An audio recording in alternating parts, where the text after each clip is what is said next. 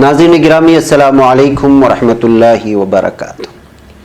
सीधी बात के ताज़ा तरीन प्राइम टाइम में आप लोगों का इस्तकबाल है।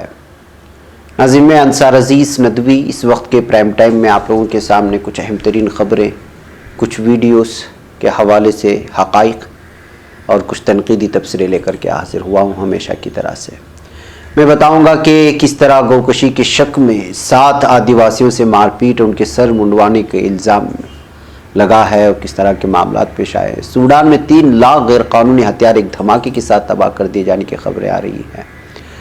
बाबरी मस्जिद फैसला आ चुका है। नाज़रीन आप लोग जानते हैं क्या हंगामे आज टीवी में, और सारी चीज़ें मैं आपको दिखाऊंगा कि किस तरह इंसाफ का जनाजा निकाला जा रहा है। और मैं ये भी बताऊंगा कि किस तरह हाथरस गैंग रेप ने पुलिस ने अंधेरे में खामोशी से आखिरी रसूमात अदा की और जो है अहले खाना को आखिरी रसूमात अदा करने की दिन की रोशनी में इजाज़त नहीं दी। और भी बहुत सारी ख़बरें हैं कि पाकिस्तानी तलबा किस तरह से अपने मुल्क लौट गए हैं हिंदुस्तान से, जो लॉकडाउन की वजह से फंसे थे।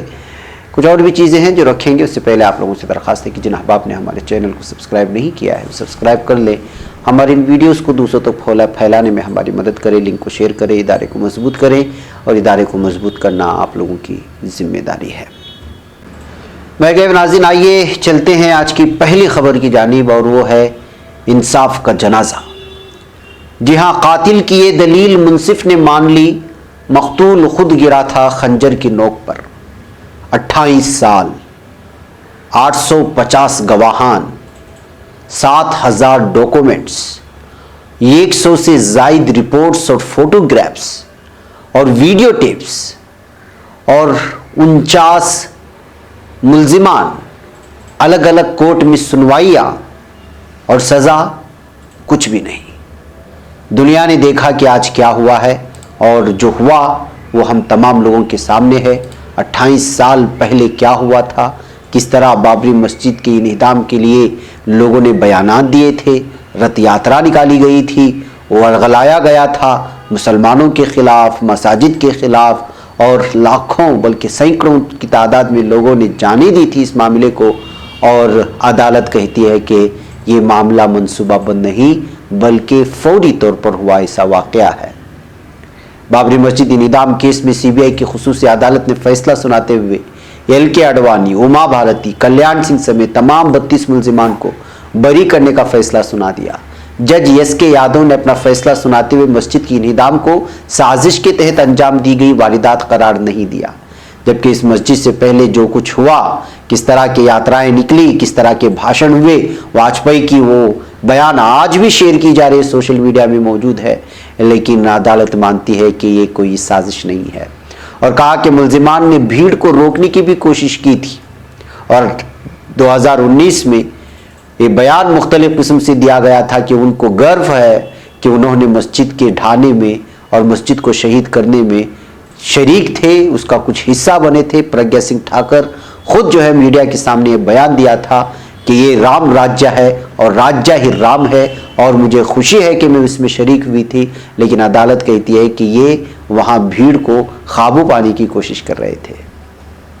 गुज़िश्ता 28 सालों से चल रहे इस मामले के फैसले की राह में तमाम कानूनी पेचीदगियां हायल रही और इंसाफ करने में ताखीर हुई। आखिरकार तमाम मुल्जिमान को बरी कर दिया गया।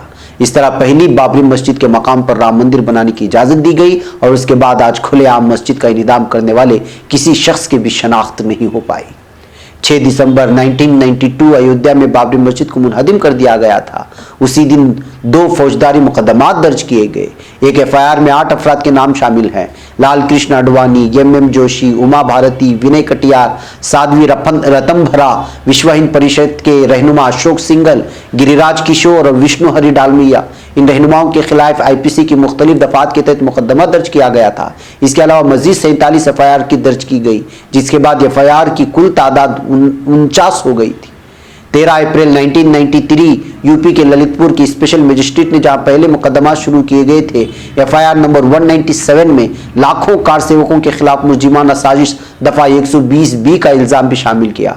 8 सितंबर 1993 में यूपी हुकूमत ने लखनऊ की खुसूसी अदालत को BJP और VHP रहनुमाओं के नामों के अलावा FIR नंबर 198 भी सौंप दी। FIR नंबर 198 का मुकदमा रायबरेली की अदालत को मुंतकिल कर दिया गया। 15 अक्टूबर 5 अक्टूबर 1993 सीबीआई ने लखनऊ की अदालत में 48 मुल्जिमान के खिलाफ मुश्तरका चार्जशीट दाखिल की। इसमें शिवसेना के साबिक चीफ बाल ठाकरे और यूपी के साबिक सीएम कल्याण सिंह का नाम भी शामिल था। 8 अक्टूबर 1993 यूपी हुकूमत ने 8 सितंबर की नोटिफिकेशन में तरमीम की ताकि लखनऊ अदालत ही में तमाम 49 मुकदमात की समाअत हो सके। 1996 सीबीआई ने अडवाणी और दीगर 8 बीजेपी और वीएचपी रहनुमाओं के खिलाफ एफआईआर नंबर 198 में जिमनी चार्जशीट दाखिल की। 9 सितंबर 1997 एफआईआर नंबर 198 में लखनऊ की खुसूसी अदालत के खुसूसी जज ने तमाम मुल्जिम रहनुमाओं के खिलाफ मुजरिमाना साजिश के इल्जामात लगाने की हिदायत दी। 12 फरवरी 2001 इलाहाबाद की अदालत ने यूपी हुकूमत के अक्टूबर 1993 के इस नोटिफिकेशन को कल अदम करार दिया, जिसमें कहा गया कि एफआईआर नंबर 198 को लखनऊ की अदालत को बगैर किसी दायरे इख्तियार के भेज दिया गया था। 4 मई 2001 लखनऊ की अदालत ने अडवाणी, जोशी, उमा भारती, बाल ठाकरे समेत 21 मुल्जिमान के खिलाफ कार्रवाई रोक दी। उसके बाद इस मामले को रायबरेली की अदालत मुंतकिल कर दिया गया। 28 सितंबर 2002 सीबीआई ने 8 अक्टूबर 1993 के एक नोटिफिकेशन में अदालती गलतियों की इस्लाह पर जोर दिया, जिसे यूपी हुकूमत ने मुस्तरद कर दिया। सीबीआई ने यूपी हुकूमत के फैसले को चैलेंज नहीं किया। 2002 में सीबीआई ने रायबरेली अदालत में अडवाणी, जोशी, उमा भारती और 5 दीगर अफराद के खिलाफ जिमनी चार्जशीट दायर की, ताहम उसने मुजरिमाना साजिश की दफा का तस्करा नहीं किया। 22 में 2010 इलाहाबाद हाईकोर्ट ने लखनऊ की अदालत के 21 मुल्जिमान के खिलाफ मुकदमा दर्ज खारिज करने के फैसले को बरकरार रखा। अदालत ने कहा कि इस मामले में 2 तरह के मुल्जिमान थे, डायस पर मौजूद रहनुमा, दूसरे कार सेवक। अदालत ने कहा कि दोनों गिरोहों के मुल्जिमों के खिलाफ मुख्तलिफ इल्जामात हैं, उनकी शमूलियत मुख्तलिफ तरीकों से होने वाले जराइम में थी। अदालत ने यह भी कहा कि एफआईआर नंबर 198 में 8 मुल्जिमान पर कभी भी मुजरिमाना साजिश का इल्जाम नहीं लगाया गया था। बैकअप नाज़रीन, एक लंबी रिपोर्ट है और ये सारी चीजें हम लोगों के सामने हैं। जिस मामले को लेकर के जिस मस्जिद को गिराने के लिए एक तहरीक चली, रात यात्रा चली, मुख्तलिफ रियासतों से होकर के गुजरे, यूपी और बिहार में तो हालात बहुत ही खराब होने वाले थे। उसके बाद जब बाबरी मस्जिद निज़ाम हो गई, 1993 में मुंबई में क्या हुआ और कर्नाटक के अक्सर इलाकों में और मुख्तलिफ इलाकों में क्या हुआ, किस किस तरह के मामला पेश आए, सिर्फ एक वारदात की वजह से सैकड़ों अफरादों की जान चली गई, मासूमों की जान चली गई। इस मजहब से ताल्लुक रखने वाले भी और उस मजहब से ताल्लुक रखने वाले भी। इन तमाम चीज़ों का जो इतने सैकड़ों अफराद की जाने जाने की वजह बने थे, उन लोगों के लिए आज बरी कर दिया गया अदालत की जानिब से। अब आप खुद कहें कि अदालत में क्या अब इंसाफ बाकी रह गया है, एक अहम तरीन सवाल है, जिसको लेकर के असदुद्दीन ओवैसी ने भी आज एक प्रेस कॉन्फ्रेंस में साफ कह दिया कि आज का दिन तारीख में सबसे स्याह तरीन दिन है हिंदुस्तान के लिए, कि आज जो है इंसाफ का कत्ल कर दिया गया। और उन्होंने अदालत के इस फैसले के बाद आज एक शेर के जरिए से भी ट्वीट करते हुए अपना पैगाम देने की कोशिश की, जबकि उनका एक बड़ा प्रेस कॉन्फ्रेंस भी चला।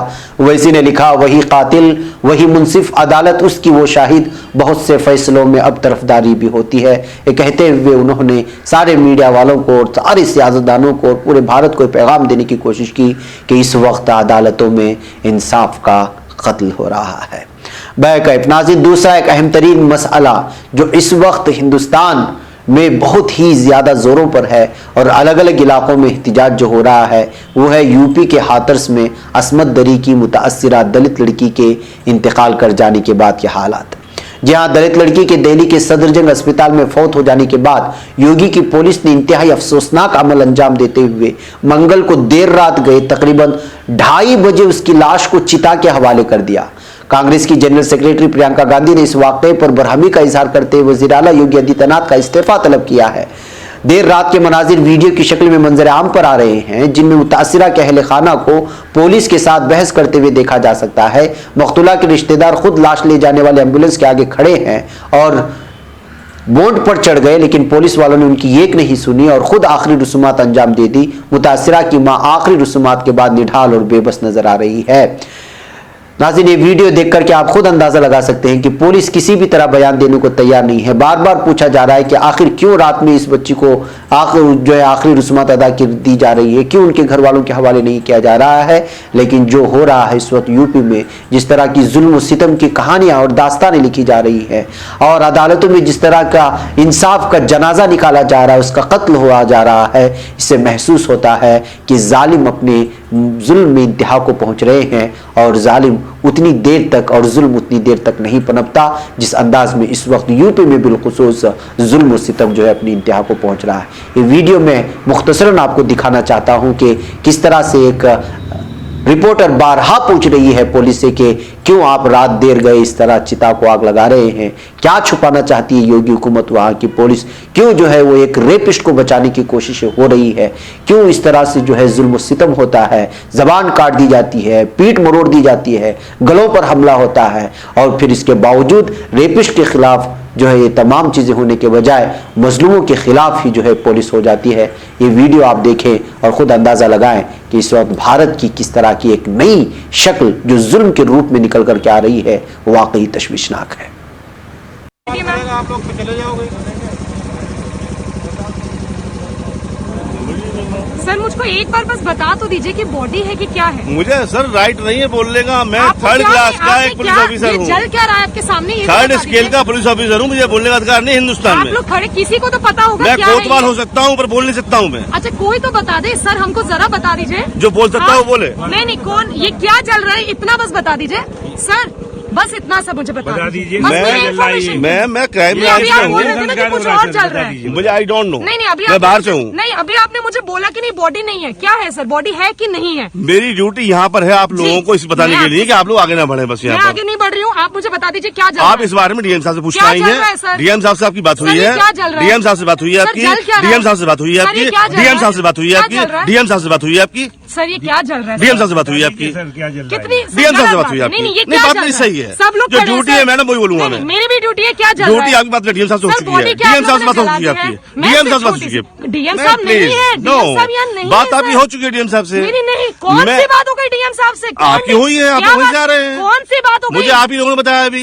ये क्या चल रहा है? आप लोग यहाँ खड़े हैं सर, ये क्या चल रहा है, मुझे बताइए। मुझे पता नहीं क्या हो रहा है। संजीव कुमार, मुझे पता नहीं है, मैं क्राइम ब्रांच में इंस्पेक्टर हूँ, ऑफिस में अटैच हूँ मैं थाने में नहीं हूँ, मैं लॉ एंड ऑर्डर में लगाया गया हूँ। ग्राउंड पे खड़े क्या चल रहा है सर? मेरी ड्यूटी लगाई गई है, मेरी गाँव में ड्यूटी लगाई गई है, कोई लॉ एंड ऑर्डर खराब ना हो यहाँ पर, बस यहाँ पे कोई नहीं। मैं रिक्वेस्ट कर रहा हूँ, आप सुन लें मेरी बात एक बार। नहीं सर, मेरी ड्यूटी यहाँ लॉ एंड ऑर्डर के लिए है, आपके सवालों को जवाब देंगे नहीं है। अथॉरिटी है यहाँ पे, मेरी ड्यूटी ये नहीं जवाब दूंगा आपके सवालों को। सर आप बता सकते हैं, आप बता सकते हैं, कोई बता सकता है ये क्या चल रहा है?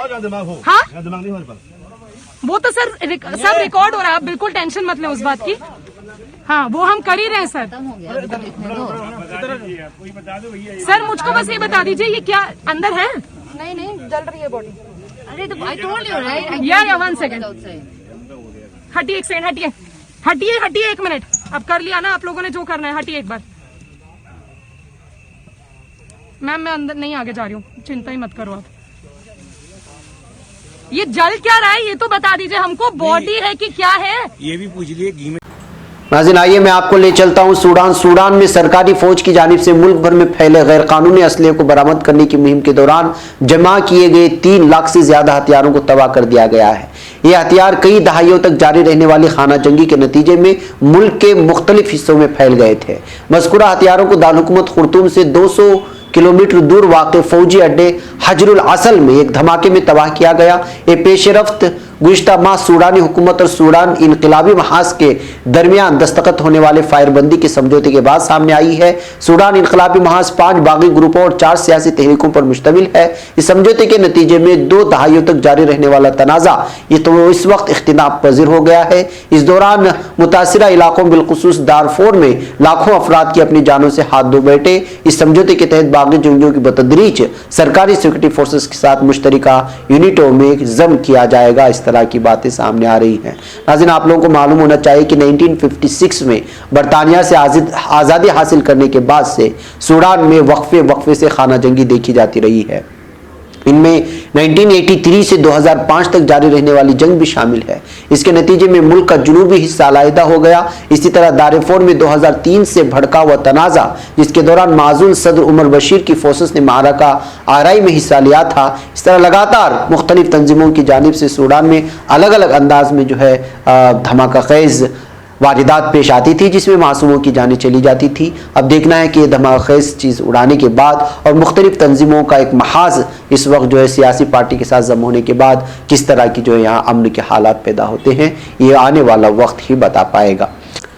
नाज़रीन गिरामी, आइए कुछ और तस्वीरें दिखा करके मैं फिर आप लोगों के अगले खबरों की जानिब बढ़ूँ। ये तस्वीर जो इस वक्त आप देख रहे हैं ये पाकिस्तानी स्टूडेंट्स के हैं जो लॉकडाउन की वजह से हिंदुस्तान में फंस गए थे। इनको आज अत्तारी वाघा बॉर्डर के जरिए से उनके मुल्क पहुंचाया गया है। ये अलग अलग किस्म से कोई इलाज के लिए यहाँ आया था और उसमें बहुत सारे स्टूडेंट्स भी थे। अलग अलग तौर पर जो पाकिस्तान की कौमियत रखते थे वो यहाँ आकर के फंस गए थे। अब उनको जो है यहाँ वाघा बॉर्डर के जरिए से उनके मुल्क पहुंचा दिया गया है और इस बात को लेकर के इस वक्त पाकिस्तानी कौमियत रखने वाले तलबा और दीगर लोग जो यहाँ आए थे अलग अलग अपने अपने इलाज मुआलजे के जरिए से इलाज मुआलजे के लिए उन्होंने शुक्रिया अदा किया है हिंदुस्तानी हुकूमत का। बहरकैफ नाज़रीन, आइए एक और ख़बर की जानिब मैं आपको ले चलूँ और वो ख़बर जो इस वक्त आ रही है वो भी हंगामा खेज़ है कि दलितों पर और SC/ST पर किस तरह आदिवासियों पर इस वक्त जुल्म सितम का एक सिलसिला चल निकला है जो थमने का नाम नहीं ले रहा। झारखंड के समडेगा जिले के सदर थाने के तहत भेड़ी कदर गांव में गाय का गोश्त खाने का इल्जाम लगाकर कुछ लोगों के साथ मारपीट करने और उनका सर मुंडवाने के मामले में पुलिस ने सोमवार को एक और मुलजिम को गिरफ्तार कर लिया। इस तरह इस मामले में अब तक 5 लोगों को गिरफ्तार किया जा चुका है। पुलिस ने इसकी जानकारी दी है। समडेगा के सब डिवीजन पुलिस अफसर राजकिशोर ने 16 सितंबर को इस वाकये के मामले में 5वीं गिरफ्तारी की तस्दीक करते हुए बताया कि इस मामले में कुल 9 नामजद मुलजिमीन में से 5 की गिरफ्तारी हो चुकी है जबकि 4 दीगर की पुलिस तलाश कर रही है। दी टेलीग्राफ में छपी खबर के मुताबिक 7 आदिवासी जिन्होंने ईसाई मजहब अपना लिया है उनको 60 से ज्यादा लोगों की भीड़ ने मुबैना तौर पर मारपीट करके उनका सर मुंडवाया था।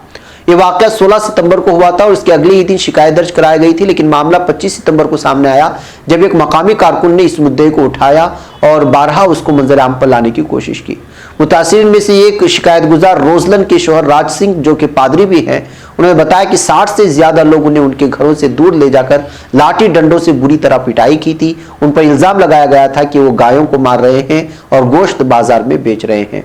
एक दीगर मुतासिर दीपक किलो ने बताया था कि भीड़ उन्हें पड़ोसी गांव के एक बुजुर्ग का नकली वीडियो दिखाकर गायों को मारने का इल्जाम लगाते हुए पीट रही थी, उनकी जात को लेकर गालियां दे रही थी। दोनों मुतासिर ने इल्जाम लगाया था कि उन्हें जय श्री राम कहने के लिए मजबूर किया जाए। हालांकि पुलिस ने इन इल्जामों को सिरे से खारिज किया और कहा कि फर्जी बात है। राजकिशोर ने बताया कि पुलिस ने 4 मुलजिमीन नईन केसरी, सोनू नायक, राजेंद्र महतो को इस मामले में पहले ही गिरफ्तार करके जेल भेज दिया था और 5वें मुलजिम को भी गिरफ्तार किया गया जिसका नाम अभी जांच की वजह से उजागर नहीं किया गया है।